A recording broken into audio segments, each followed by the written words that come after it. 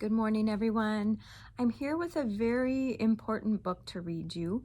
It is about Ruby Bridges, and some people might think it's too maybe advanced or too much of a book for kids your age. But remember, Ruby Bridges was about your age when the story took place. This is called The Story of Ruby Bridges by Robert Coles, illustrated by George Ford.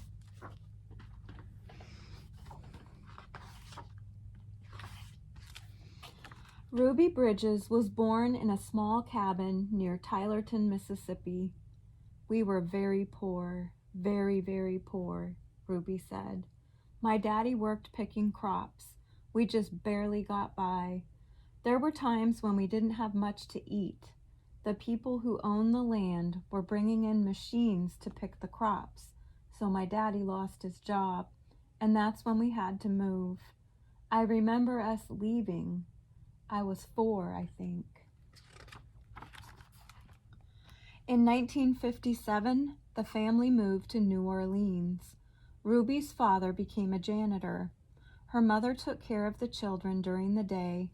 After they were tucked in bed, Ruby's mother went to work scrubbing floors in a bank. Every Sunday, the family went to church. We wanted our children to be near God's Spirit, Ruby's mother said. We wanted them to start feeling close to Him from the very start. At that time, black children and white children went to separate schools in New Orleans. The black children were not able to receive the same education as the white children. It wasn't fair, and it was against the nation's law. In 1960, a judge ordered 4 black girls to go to white elementary schools. 3 of the girls were sent to McDonough 19. 6-year-old Ruby Bridges was sent to first grade in the William Frantz Elementary School. Ruby's parents were proud that their daughter had been chosen to take part in an important event in American history. They went to church. We sat there and prayed to God, Ruby's mother said, that we'd all be strong and we'd have courage and we'd get through any trouble. And Ruby would be a good girl and she'd hold her head up high and be a credit to her own people and a credit to all the American people. We prayed long and we prayed hard. On Ruby's first day, a large crowd of angry white people gathered outside the Frantz Elementary School. The people carried signs that said they didn't want black children in a white school. People called Ruby names. Some wanted to hurt her. The city and state police did not help Ruby. The President of the United States ordered federal marshals to walk with Ruby into the school building. The marshals carried guns. Every day for weeks that turned into months, Ruby experienced that kind of school day. She walked into the Frantz school surrounded by marshals, wearing a clean dress and a bow in her hair and carrying her lunch pail. Ruby walked slowly the first few blocks. As Ruby approached the school, she saw a crowd of people marching up and down the street. Men and women and children shouted at her. They pushed toward her. The marshals kept them from Ruby by threatening to arrest them. Ruby would hurry through the crowd and not say a word. The white people in the neighborhood would not send their children to school. When Ruby got inside the building, she was all alone except for her teacher, Miss Hurley. There were no other children to keep Ruby company, to play with and learn with, to eat lunch with.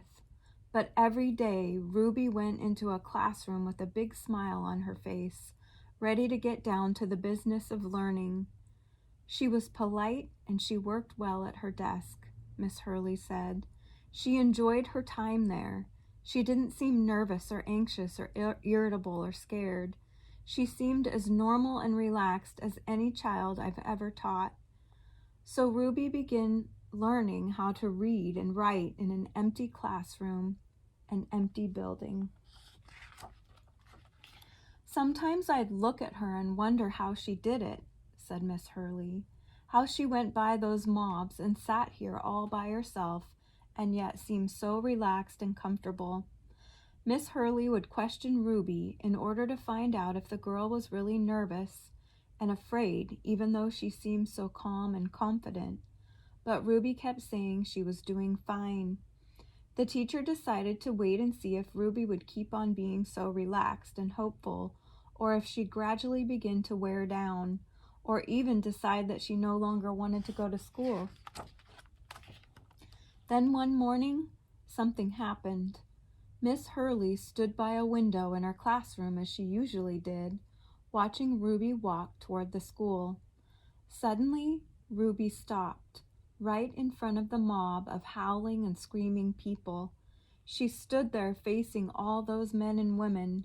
She seemed to be talking to them.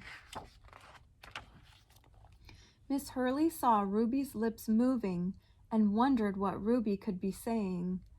The crowd seemed ready to kill her. The marshals were frightened. They tried to persuade Ruby to move along.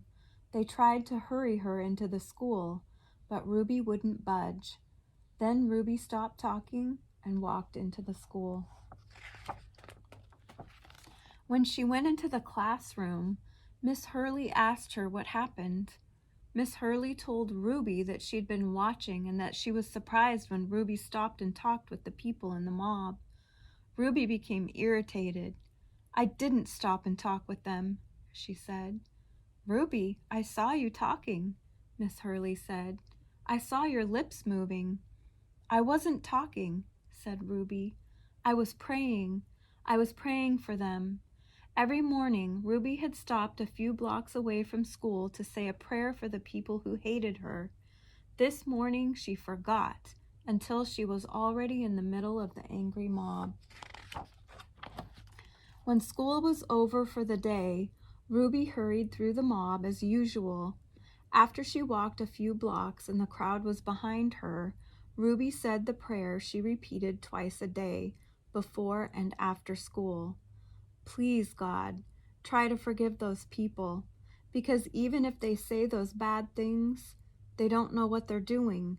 So you could forgive them, just like you did those folks a long time ago when they said terrible things about you."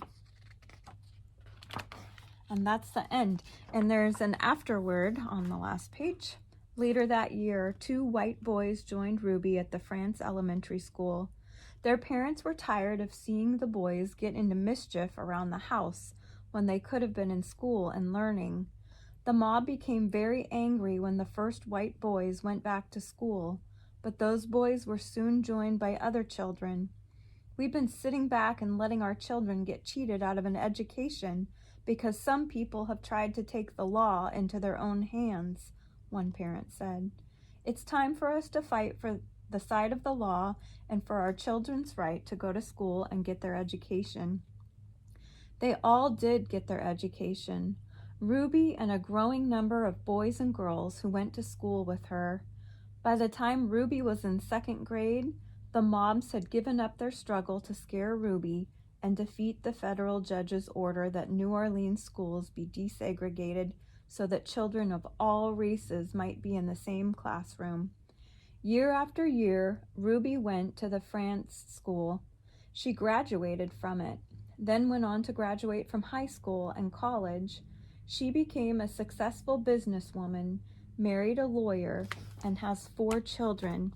And something that you guys might not believe is that not only is Ruby Bridges still alive today, but she's only 66 years old. She's only 17 years older than me. So this all took place not very long ago, you guys. She still lives in New Orleans with her husband and her sons. So I hope you enjoyed that story. She was very brave to go to school every day. Have a great day, guys. I'll see you tomorrow.